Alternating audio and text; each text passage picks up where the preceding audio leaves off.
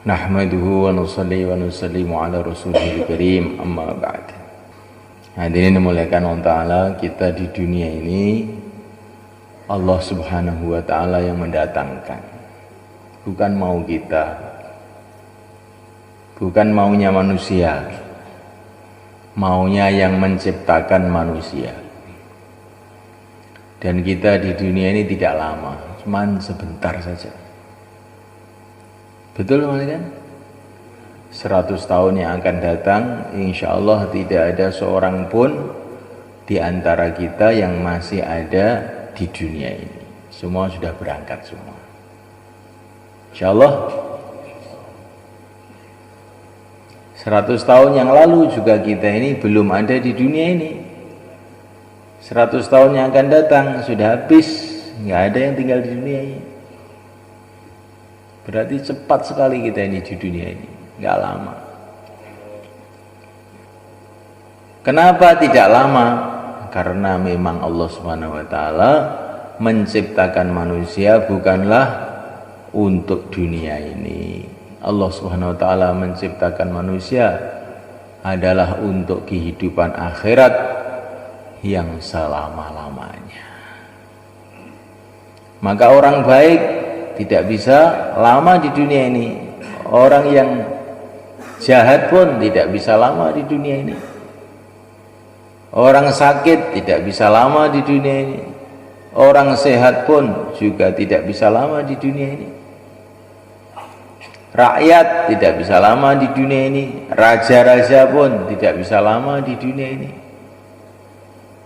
Kenapa? Karena memang Allah Subhanahu wa Ta'ala ciptakan manusia bukan untuk dunia ini. Siapa yang merasa akan bisa berlama-lama di dunia ini bodoh. Nggak ada yang bisa lama di dunia ini, nggak ada. Zaman sebelum ada dokter, zaman setelah ada dokter sama saja.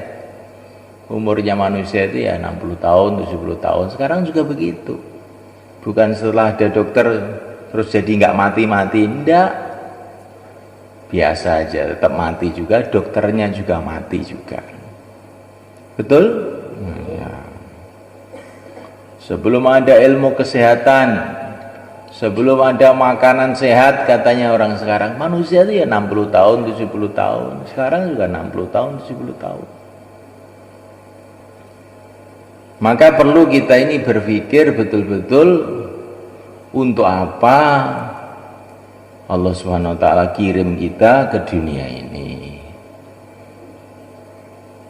Allah telah menjelaskan melalui para nabi, para rasul yang terakhir yang mulia Nabi Agung Muhammad sallallahu alaihi wasallam bahwa kita dikirim ke dunia ini untuk diuji.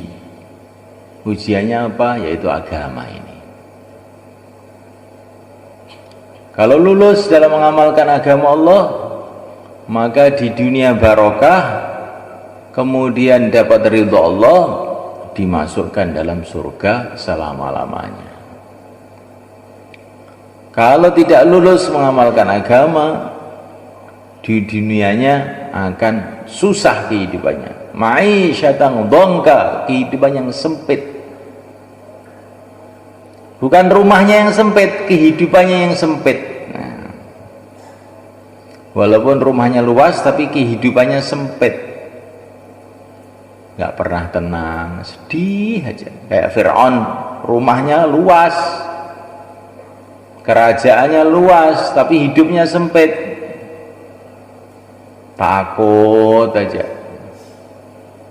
Sampai anak-anak kecil disembelih karena takut anak kecil ini menghancurkan kerajaannya.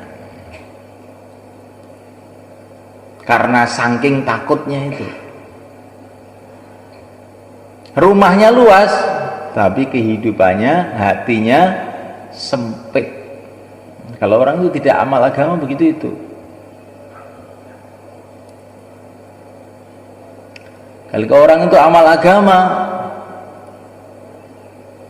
man amila salihan min dzakarin aw untha wa huwa mu'min falanuhyiyannahu hayatan thayyibah. Kehidupannya baik, rumahnya mungkin jelek, dari bambu, ini kehidupannya baik.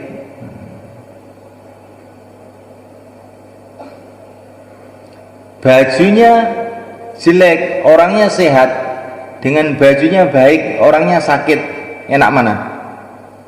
Enak mana? Nah, betul toh. Walaupun bajunya baik, ya.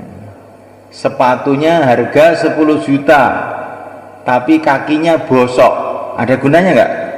Nggak ada gunanya. Ya. Rumahnya banyak jendela, ventilasi, angin, tapi saluran napasnya ini buntu, ada gunanya?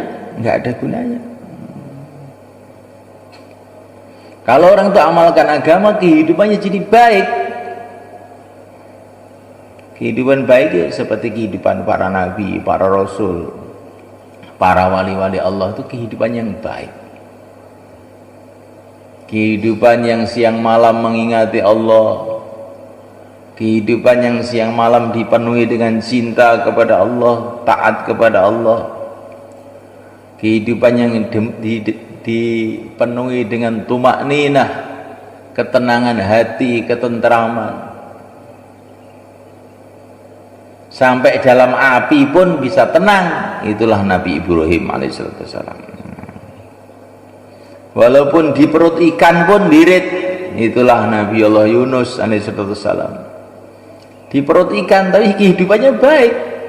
La ilaha illa anta subhanak inni kuntu minadh dhalimin. Liritnya itu di perut ikan, Nabi Yunus. Ya, orang itu kalau sudah kehidupannya baik, di perut ikan juga baik, di dalam api juga baik, di zaman Namrud juga tetap baik, di zaman Fir'aun ya tetap berjaya. Itulah kehidupan para nabi, para rasul alaihi wassalatu wassalam. Di dunia, di akhirat masuk dalam surga. Kalau nggak amal agama, di dunia ini serba sumpek. Pokoknya gak enak. Mobilnya 10 dinaiki gak enak semua. Oh gak enak ini, gak enak. Makanannya ada sate, gulai, rawon, krengsengan, pecel, tapi gak enak. Tapi kalau Allah jadikan kehidupan baik, makan dengan sambal gitu aja, satu nampan habis. Kehidupan yang tidak baik.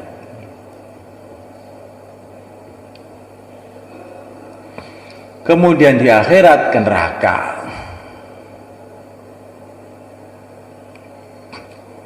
Kalau tidak lulus total, yaitu mati tidak membawa iman, ya ke neraka selamanya.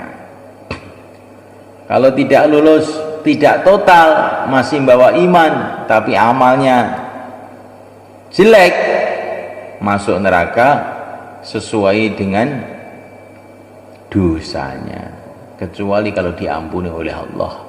Semoga Allah ampuni kita semua. Oleh karena ta'ala,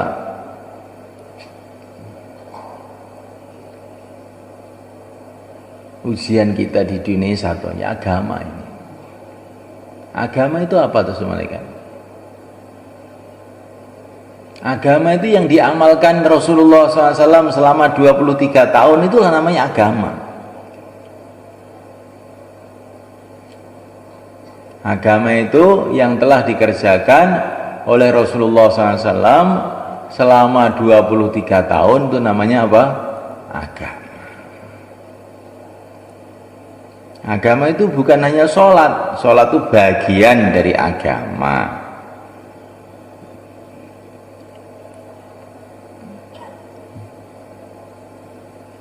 Bukan hanya zakat. Zakat itu bagian dari agama. Seluruh yang dikerjakan Nabi selama 23 tahun itulah namanya agama. imannya, sholatnya, zakatnya, puasanya, hajinya, akhlaknya, perjuangannya, dakwahnya, jihadnya, semua itu adalah agama. Lah untuk supaya kita ini bisa mengamalkan agama, bekalnya apa? Maka ini Allah ceritakan Nabi Musa dalam Al-Quran ketika beliau mendapatkan tugas untuk menyebarkan agama, untuk menghidupkan agama di Mesir. Bekalnya apa? Bekalnya bukan uang, bekalnya bukan senjata, bekalnya bukan kekuatan fisik, materi. Bekalnya pertama kali adalah keyakinan.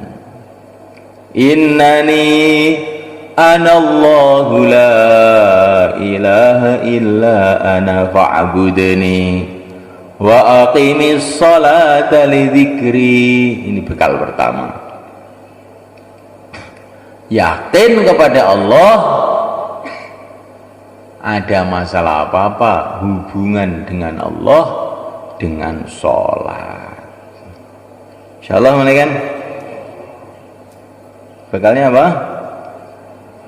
Yakin kepada Allah, hubungan kepada Allah dengan sholat. Udah, ini bekal utama. Tidak perlu hubungan dengan raja-raja. Yang penting itu hubungan dengan yang menciptakan raja-raja. Tidak perlu dunia untuk amal agama ini. Perlu hubungan baik dengan yang menciptakan dunia. Insyaallah. Fir'aun marah gak apa-apa, asalkan yang menciptakan Fir'aun jangan marah. Itu bekalnya agama. Yakin kepada Allah, hubungan kepada Allah dengan sholat. Itulah diantara makna innani anallahu la ilaha illa ana fa'budni wa aqimis salata li dzikri. Tapi sholat itu untuk apa tuh? Sholat itu apa? Li dzikri. Sholat itu supaya ingat kepada Allah.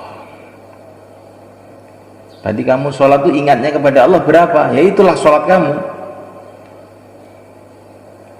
Maka ada orang sholatnya 100%, ada 50%, ada 25%, ada 10%, ada 0. Nggak ingat sama sekali. Karena wa aqimis sholata li dzikri, sholat itu untuk ingat pada Allah. Kalau kamu nggak ingat, sebetulnya nggak sholat kamu itu. Nggak apa namanya? Ya sembuh gak ngerti aku sini apa, ganti seneng nih.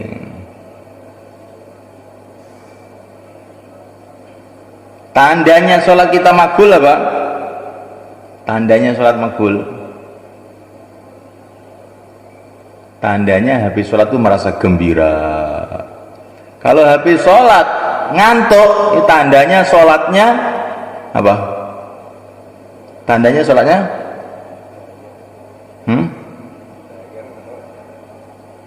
tandanya apa?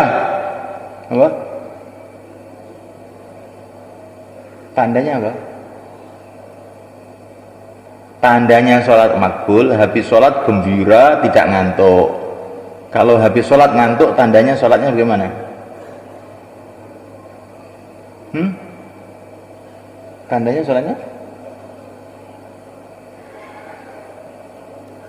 Tandanya sholat makbul, gembira, habis sholat tidak ngantuk. Kalau habis sholat ngantuk, tanda apa?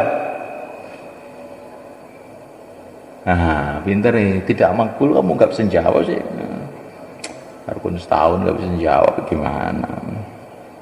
Ini baru 3 hari bisa jawab. Bangun kan? menghadap kepada Allah kok habis menghadap kepada Allah tidak gembira. Itu belakang cagak itu loh, cagak itu mbah rungokne iki lho aja turu ini wis enten wong niku wis tuwek wis meh matek iki urung salate urung iso eling karo pangeran niku piye nek mati kaya ngono kuwi. Mulai Allah Ta'ala, maka bekal kita pertama kali itu yakin kepada Allah dan sholat. Tandanya sholat makbul itu gembira dengan sholat. Wa ju'ilat qurratu aini fi sholat. Kalau tidak gembira dengan sholat, tandanya kita ini belum makbul. Betul? Menghadap kepada Allah kok tidak gembira, kamu tuh menghadap tembok bukan menghadap pada Allah. Betul nggak? Nah, ini betul, ini dirasakan betul ini. Kita ini sudah 60 tahun sholat sebetulnya, tapi belum merasakan gembira dengan sholat. Sebetulnya kita ini belum bisa sholat, belum boleh sholat katanya orang Malaysia, belum boleh. Loh, saya ini hafid Quran, iya hafid Quran ini belum boleh sholat. Nah, nyatanya sholat belum gembira. Kalau sudah boleh sholat, sudah bisa sholat, sholat itu gembira, senang. Kamu gembira gak tadi sholat? Belum, belum bisa sholat, belum bisa. Termasuk saya ini belum bisa. Tapi kalaupun belum bisa, kita usaha, kita belajar. Kalau kita mati dalam belajar, dikumpulkan oleh Allah bersama orang yang bisa, insyaallah. Barang siapa ngapalkan Quran mati belum hafal Quran, nanti di akhirat dikumpulkan orang yang hafal Quran. Oh nulis ya, tak kira turu. Ya. Terus Nabiullah Musa ngajari kepada kita adab,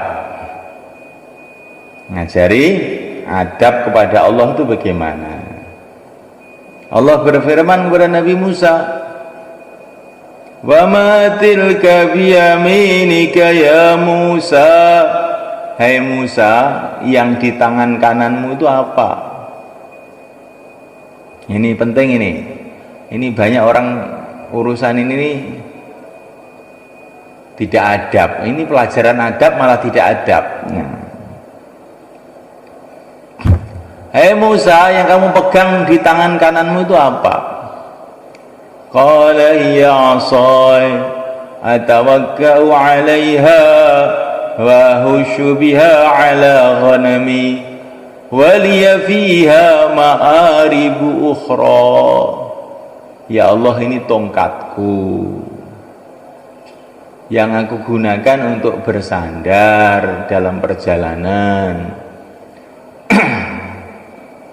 untuk cari daun-daun buat kambingku dan macam-macam keperluan. Padahal ini tanyanya itu kan cuma satu toh, jawabnya panjang. Tanyanya itu cuma yang kamu pegang itu apa? Jawabnya kan mestinya satu, tongkat, cukup toh. Tapi oleh Nabi Musa itu jawabnya panjang. Jawabnya panjang. Ini tongkatku yang aku gunakan untuk bersandaran dalam jalan, untuk cari daun-daun buat kambingku dan macam-macam keperluan. Ini pelajaran dari Nabi Musa. Kalau kita ini bicara dengan Allah itu kita panjangkan. Insyaallah. Kalau doa itu yang panjang itu maksudnya. Saking senengnya Nabi Musa kepada Allah, bicara tuh panjang, nggak ditanya pun ngomong aja ya Nabi Musa. Maka ada satu ulama itu mimpi jumpa Nabi Isa, dan di situ juga ada yang mulia Nabi Agung Muhammad SAW di satu majelis. Di situ ada Nabi Isa. Di situ ada Rasulullah SAW, dan di situ itu ada Imam Ghazali.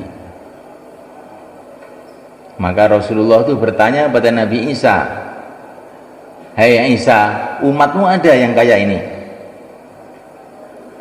Kayak Ghazali itu ada nggak?" Dilihat oleh Nabi Isa, kelihatannya nggak ada ya Rasul, umat saya kayak begini ini. Maka Nabi Isa itu tanya, siapa nama kamu? Muhammad ibnu Muhammad Al-Ghazali At-Tusi. Ditanya kok jawabnya panjang sekali. Gua Muhammad gitu aja dok. Ditanya, saya itu Muhammad, anaknya Muhammad, cucunya Muhammad. Rumah saya dari Persia, dari Tus.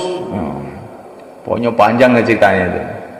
Nabi Isa itu negur, kamu ini loh ditanya siapa namanya dijawab satu itu kok jawabnya panjang sekali. Lah saya ini kan tiru Nabi Musa, ditanya satu jawabnya panjang. Maka Nabi Isa itu heran, memang nggak ada umat saya kayak kamu itu. Ini umatnya Rasulullah, Nabi akhir zaman, nggak ada umat saya kayak kamu itu. Pintar betul kamu itu. Insyaallah. Maka Nabi Musa itu ceritanya kalau mau sholat jauhlah dulu, datang ke rumah-rumah, tanya kepada setiap orang, kamu minta didoakan apa? Saya mau sholat ini, kamu minta didoakan apa? Mbah, sampai njaluk didongakne nopo? Ditekoni Nabi Musa, kamu mau didoakan apa? Kamu mau didoakan apa? Maka para sahabatnya Nabi Musa itu heran, kenapa engkau ini mau sholat kok tanya setiap orang mau didoakan? Biar nanti doa saya panjang gitu. Saya seneng kalau doa saya panjang sehingga menghadapnya kepada Allah itu lama gitu. Itu Nabi Musa sayang senengnya kepada Allah itu gitu. Insyaallah kan. Kemudian Allah berfirman kepada Nabi Musa, Musa, buang tongkat kamu itu. فَإِذَا هِيَ حَيَّةٌ تَسْعَى.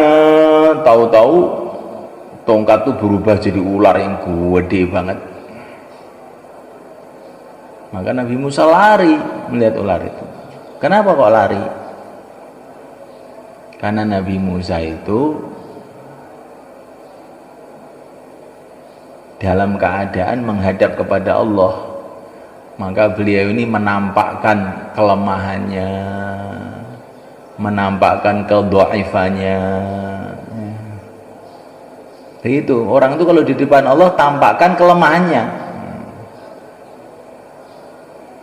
Kayak Nabiullah Ayub, Rabbi inni massaniyaddur, ya Allah saya sakit ya Allah. Kalau di depan Allah adabnya itu ditampakkan lemahnya.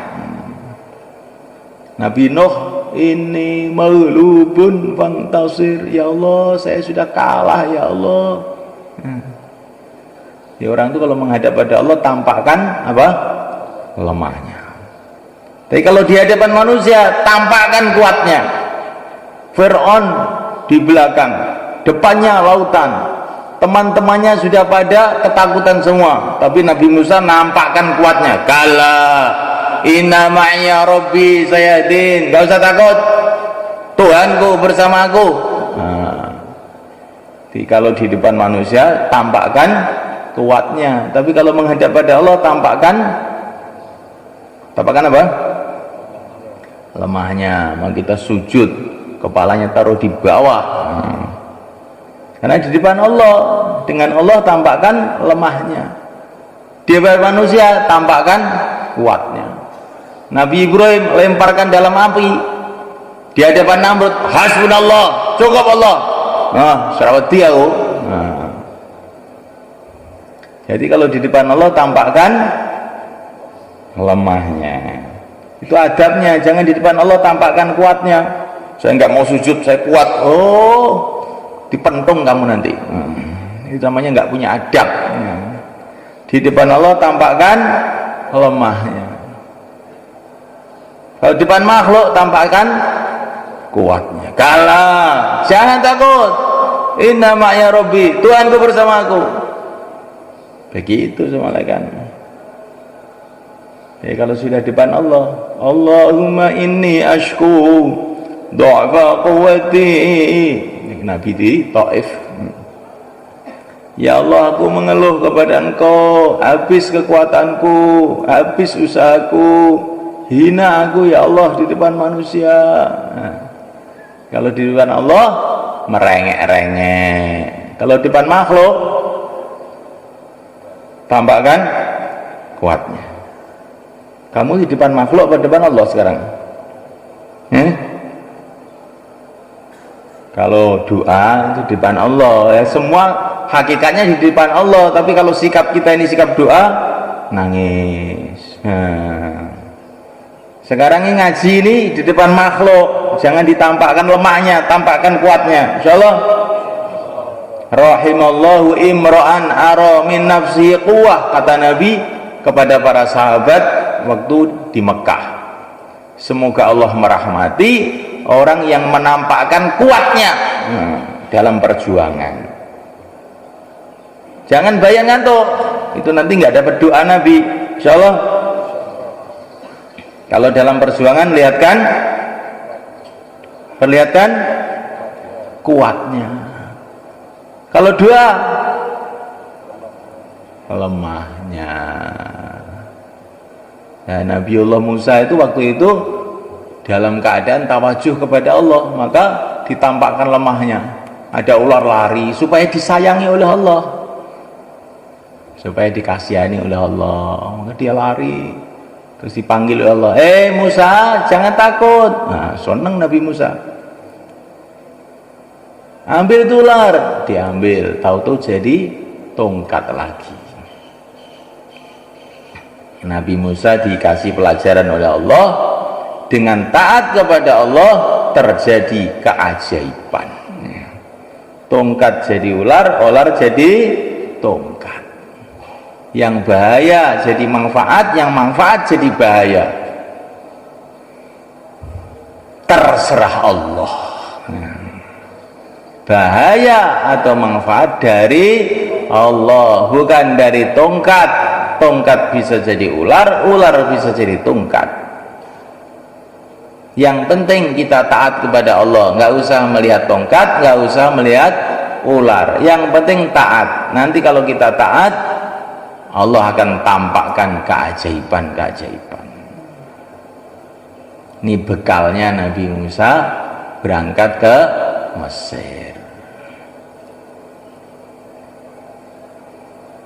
Seolah-olah Allah memberikan pelajaran kepada Nabi Musa, nanti kamu di Mesir nggak usah takut sama Fir'aun. Fir'aun itu apa dibanding ular yang itu? Gede ularnya itu, malaikat. Fir'aun itu kan kecil aja. Fir'aun itu kecil loh, malaikat. Sampai sekarang bangkainya juga masih ada di Mesir. Nggak besar betul, nggak kecil. Kalau ular saja kamu pegang dengan perintah Allah jadi tongkat, apalagi Fir'aun, nggak usah takut. Di bekalnya dakwah itu adalah yakin kepada Allah, sholat, taat. Insyaallah.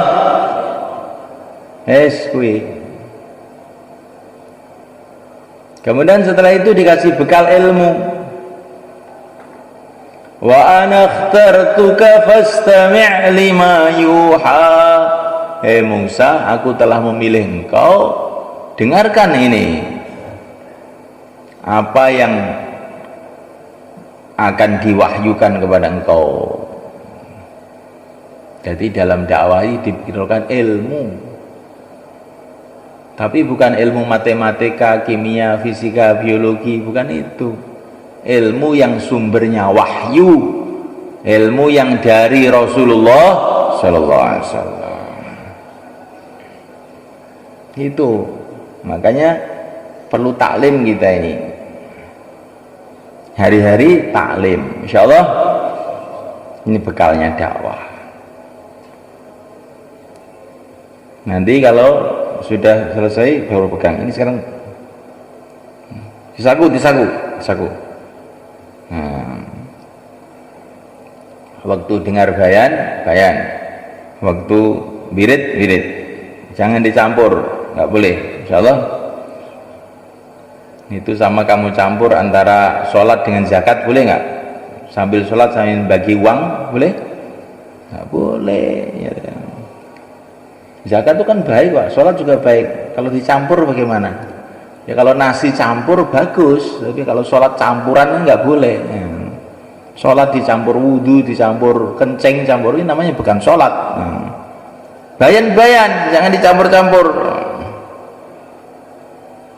Pegang tasbih pun nggak boleh, itu bayan. Nggak bagus itu. Insya Allah ya. Kalau ngantuk boleh? Boleh nggak? Nggak boleh juga katanya. Terus Nabi Musa dikasih bekal kelembutan. Faqula lahu qawlan layyina la'allahu yatadakkaru aw yakhsha. Dalam dakwah kamu harus lembut, nggak boleh kasar. Insyaallah.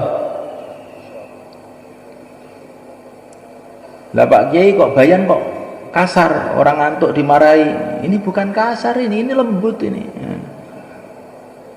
Kalau kasar itu orang ngantuk ditendang, itu kasar namanya. Kalau ini lembut, insyaallah. Terus dibekali zikir.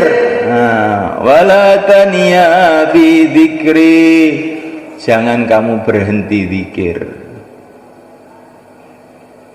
Zikir terus menerus, siang dan malam sampai mati.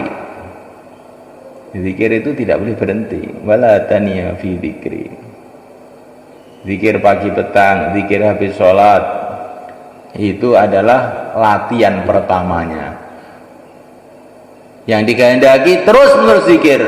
Alladzina yadhkuruna Allaha qiyaman wa qu'udan wa 'ala junubihim. Berdiri, duduk, berbaring, senantiasa ingat kepada Allah. Sampai jual beli pun ingat pada Allah. Rijalun la tulhihim tijaratun wala bai'un an dzikrillah. Jual beli dengan ingat kepada Allah. Terus dibekali sifat ikhlas.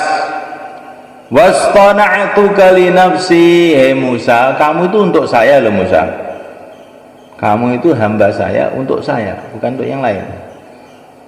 Yang kita juga begitu. Ya Allah, aku adalah hambamu, aku hanya untuk engkau.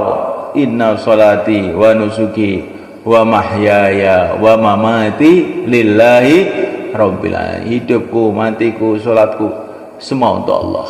Insyaallah, bukan untuk yang lain. Setelah dikasih bekal ini terus suruh berangkat. Akhirnya sukses. Walaupun menghadapi Fir'aun, Qarun, Haman, Bani Israel, sudah lancar semua. Itulah yang namanya 6 sifat. Betul kan? Kalau orang itu punya sifat, maka dia bisa amal agama, bisa memperjuangkan agama. Bukan kalau pandai bicara, tidak. Saya itu punya teman di Bandung sana, namanya Pak Undang. Dia ini nggak bisa bahasa Inggris, nggak bisa bahasa Arab, tapi dia ini pengusaha besar, bisa jual beli dengan orang Inggris, bisa jual beli dengan orang Arab, ekspor impor kurma ke Jeddah. Bahasa Arab lu nggak bisa, potol-potol. Kirim baju ke Inggris, orang Bandung kirim baju ke Inggris. Kamu nggak bisa bahasa Inggris loh. Saya heran saya itu. Ternyata dia dagang bukan dengan bicara, dagangnya dengan sifat pedagang. Karena dia punya sifat pedagang yang baik, walaupun nggak bisa ngomong, bisa itu dagang di mana-mana. Begitu juga walaupun nggak bisa ngomong banyak, kalau punya sifat-sifat yang diajarkan oleh Allah pada Nabi Musa tadi itu nanti bisa mengamalkan agama, bisa memperjuangkan agama. Insya Allah malaikat. Lah untuk supaya kita punya sifat-sifat yang baik ini bagaimana? Kita belajar sifat. Caranya bagaimana? Sekarang juga keluar 4 bulan untuk belajar sifat. Insya Allah. Nanti kalau sudah punya sifat, bukan kalau sudah pandai ngomong, kalau sudah punya sifat, nanti ngadepi Fir'aun, Qarun, Aman, Bani Israel bisa aja. Tapi kalau belum punya sifat, ngadepi istrinya pun susah, ngadepi anaknya pun bingung, apalagi ngadepi masyarakat tambah susah lagi. Tapi kalau sudah punya sifat nanti para nabi itu di mana saja senantiasa sukses. Ngadepi Namrud, ngadepi Qarun, ngadepi Aman, ngadepi Bani Israel, ngadepi Persia, ngadepi Romawi, ngadepi siapa aja lah,